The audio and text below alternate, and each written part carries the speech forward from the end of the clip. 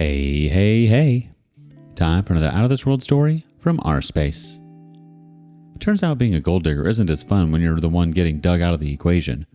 Today on rSpace, a sugar daddy cuts off the supply. She cheated with a rich guy and left me. Now he's gone, and she's crawling back to me broke. Honestly, I'm not even sure how to start this. I feel like my life fell apart out of nowhere. Sure, there were signs, but I was always hopeful that we'd be able to work through any problems we had. Unfortunately, it turned out the problem was with her the whole time, so there was no hope. You can't fix a gold digger. I, 28 male, and my wife, Angie, 27 female, have been married for just 3 years. We weren't rich, but we were comfortable. Honestly, that's probably me being modest. I have a great job and don't really need to worry about money most of the time. I'm not caviar on a jet rich, but I don't need to worry about rent every month either.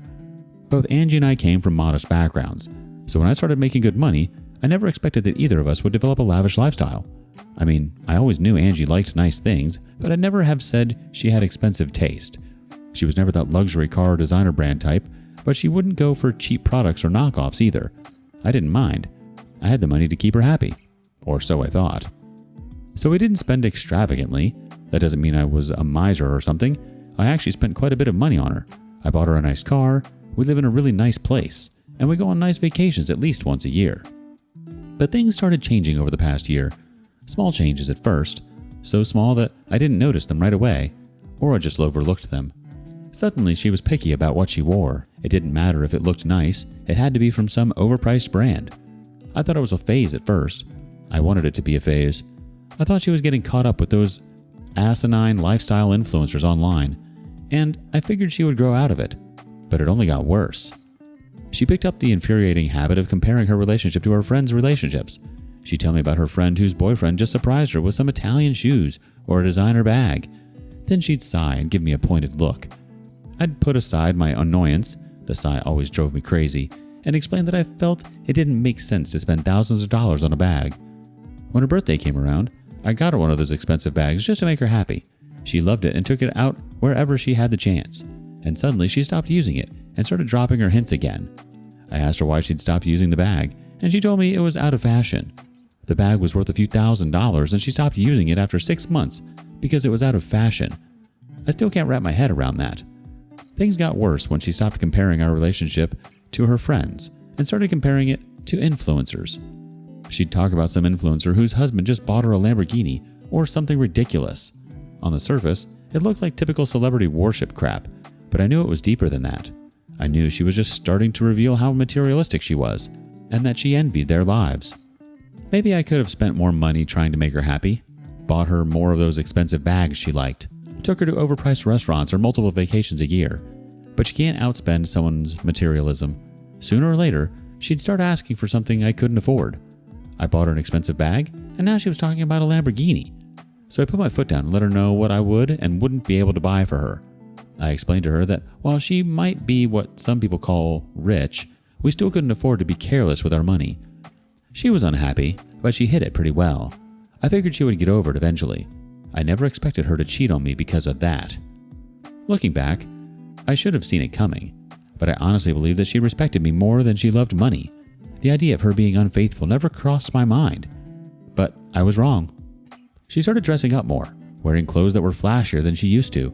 At first, I thought she was saving to buy herself more expensive things, but my suspicions were triggered when I noticed the new bag she had. It wasn't unusual. She'd bought herself nice bags before, but this was different. I probably wouldn't have noticed it if I hadn't bought her that bag for her birthday, but I could tell this was expensive. I kind of developed an eye for picking out designer bags. They were either ridiculously gaudy or ridiculously simple. She started wearing bags that fit both descriptions. When she was out one evening, I went into the closet to check out her bags. Apart from the one I bought for her, she had 3 in there that I suspected of being expensive. Identifying them was simple enough. I pointed my phone at them and used Google Lens to do the rest. I was right. The bags were expensive. Worth almost $10,000 altogether. If they were genuine, there's no way she could have afforded that. I had to sit down and think for a while. My mind raced through possibilities and I landed on 2. Either she was using one of my cards or she was having an affair. I decided I would check my card statement, but a new suspicion had come into mind. I checked out all her clothes and jewelry. Google Lens couldn't identify everything, especially the dresses. but I picked out enough. She had expensive shoes, bracelets, and earrings too. There was no way this would have gone unnoticed on my card. She was cheating on me to enable this lifestyle unless she was moonlighting as a bank robber. I was waiting for her with all her stuff on the table when she got home. She walked in, completely oblivious to the argument that was brewing. She froze mid-step when she saw what was laid out in front of me. Her designer bags, expensive shoes, and jewelry were all in front of me. Her face went pale, and she was quiet for a few seconds. I didn't give her a chance to find her words and come up with an excuse. "Where'd you get all this stuff?" She tried to play it cool, but she was obviously nervous. She started while she said that she bought some of them herself, and the others were gifts. I asked who was buying her gifts worth thousands of dollars. She started some lame story about how she won at a raffle at work, and I got tired of listening to her insult my intelligence. I cut her off and told her that I knew she was cheating on me. She denied it at first. She was so insistent that she'd won most of this stuff that I almost started to believe her, as stupid as that story was. I asked her about the ones she said she'd bought. I checked the credit card transactions and none of those purchases showed up. What was her explanation for that? She realized she was caught out, and that's when everything changed. Her face fell, then she sighed and crossed her arms. She asked if it even mattered who bought them for her. She admitted that she hadn't bought anything herself. There was no raffle. She sat down and told me that she'd been given everything by a guy named Ethan.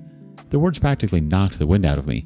I can't explain how much it hurt for her to confirm my suspicions in such a dispassionate, matter-of-fact way. All I could manage to do was ask her why. She sighed again, like this was boring her, like it was a tedious conversation that didn't bother her too much. Here, I felt like my heart was breaking, and she sounded like she couldn't care less. She leaned back in her chair and said that she loved me, but I was too practical for her, and that sometimes she wanted more. Too practical? Was that supposed to be a bad thing? I was responsible. I took care of her. I gave her a very good life. But that wasn't good enough for her if she wasn't living large. She kept repeating that she loves me, but I told her to cut the crap. I asked her who Ethan was, and she just shrugged. She said he was a guy she'd met a few months before. He was married, but he cared for her. Most importantly, the guy was rich. Like, really rich. The hits just kept coming. I asked if she was really cheating on me with a married man just because he had money. She said it wasn't that simple. I sarcastically invited her to explain it to me. She told me that the two of them knew they were both married, but had feelings for each other. According to her, she understood Ethan in a way his wife didn't, and Ethan took care of her the way she deserved. They were both waiting for the right time to leave their partners so they could be together. I sat there in silence for a while. From the moment I was certain that she was cheating, I knew there wasn't a chance for us. But it hurt to hear that she'd already been planning to leave me. She watched me in silence for a while, then offered a weak, "I'm sorry." I didn't reply. I didn't know what to say. Eventually, I stood up and went to our bedroom. I started packing her stuff. I was done. I didn't want her in my house a minute longer. After a few minutes, she followed behind me and asked what I was doing. I told her I was kicking her out, and she had the nerve to look surprised, like she hadn't just told me she was planning a new life with another man. She could go live with him for all I cared. She started shouting at me, challenging me for not fighting for her. I laughed bitterly at that. Why would I fight for another man's mistress? She made her decision, and now she was going to live with it. She kept trying to argue with me, but I ignored her. Once I had her essentials packed, I shoved the suitcase into her hands and walked her to the door. I told her she could get the rest of her stuff later, but she wouldn't be staying here another night. She gave up on trying to convince me and just stormed out the door.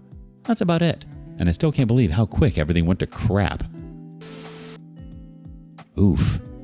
The fact that she straight up admitted she was with you for financial security is brutal.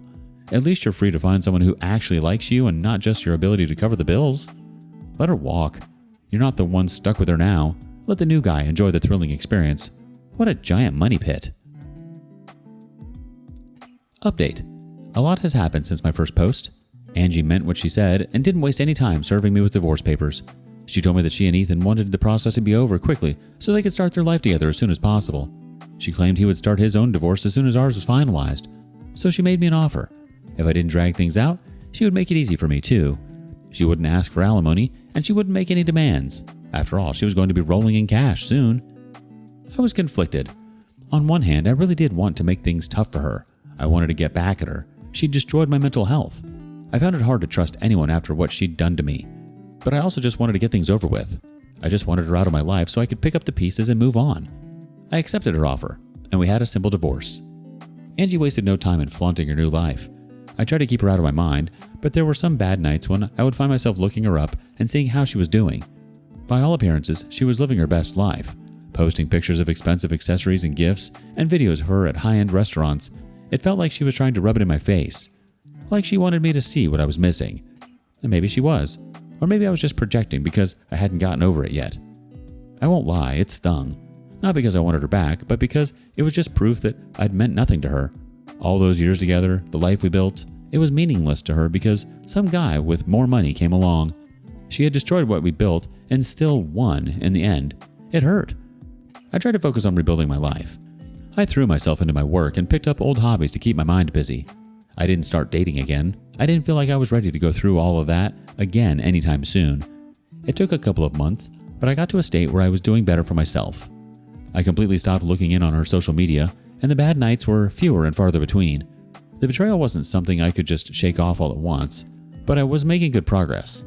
Then, when I started to feel like myself again, Angie came crawling back to try to ruin it all. It started with a simple text from her. "Hey." I was so surprised that I stared at my phone for a full minute before I locked it and tossed it aside. I wasn't going to play whatever sick game she wanted to start. I left my phone at home and went for a walk to clear my head. When I got back, I completely ignored her message and went about my day. The next day, she texted me again. This time it was, "Can we talk?" No, we couldn't. There was nothing for us to talk about. She walked out on me for Ethan's money, and now she wanted to talk. For what? A chat? Did she want to be friends? Not happening. A few hours later, another message came in. "I really need to talk to you, please." That got my attention. Angie wasn't the begging type. If she was reaching out like this, then something had probably gone wrong. I debated whether or not to respond. In the end, I decided it wouldn't do much harm to just hear her out. I texted her back and asked what she wanted. She replied almost immediately and asked if we could meet in person. I wasn't going to make it easy for her. I said I was busy and told her to just come out with whatever she needed to say. Her next response took a little while, but it surprised me. She said she'd messed up and begged me for a chance to talk. My better judgment told me not to talk to her. I didn't want to give her a chance to undo the months of work I'd done to move past her betrayal, but I was also curious, and I was worried that she could be in real trouble of some sort, so I gave in. We met at a local coffee shop. There was no way I was letting her into my home. When she came in, I was surprised. She didn't look good, especially for a woman who was supposed to be rich by now. She wasn't wearing any of the expensive things I expected from her, and she looked miserable. I didn't leave any room for small talk. As soon as I saw her, I asked, "What is it?" She was on the edge of tears when she told me what had happened with Ethan. His wife had found out about him and Angie, and she'd given him an ultimatum, her or Angie.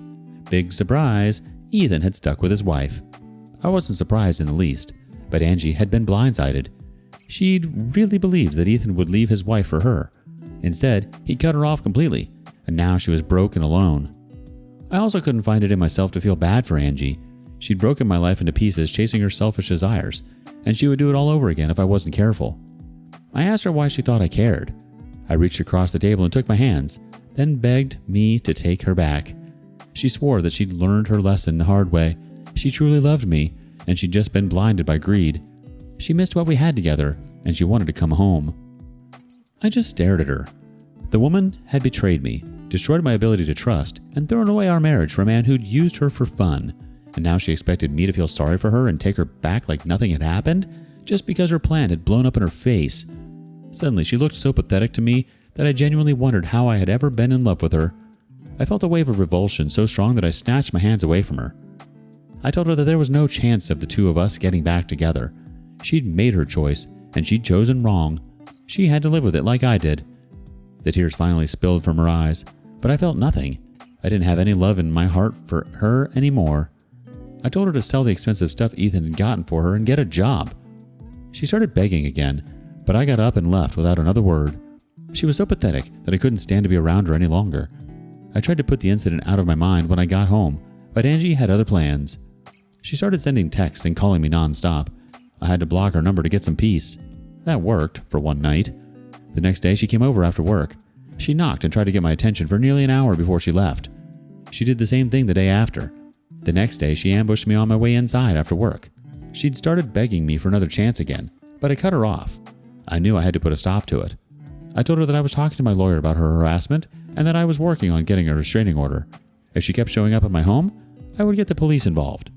She looked so surprised that I would even say that, but she left wordlessly. I haven't seen or heard from her again since then, and I don't miss her a bit. It hasn't been easy, I won't lie.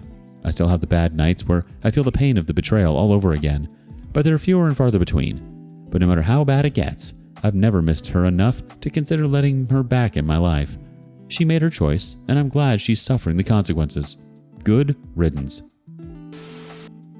She nuked your marriage for money, got played, and somehow thought you'd be waiting with open arms? Ha! No thanks. She's completely removed from reality. She can enjoy the consequences of her choices. Maybe pawn those gifts for rent money. Hope all those gifts keep her company at night. That girl's got some learning to do. But do they ever learn? Thank you for joining us today on rSpace. Be sure to like and subscribe and hit that notification bell so you don't miss out on our next video. See you soon!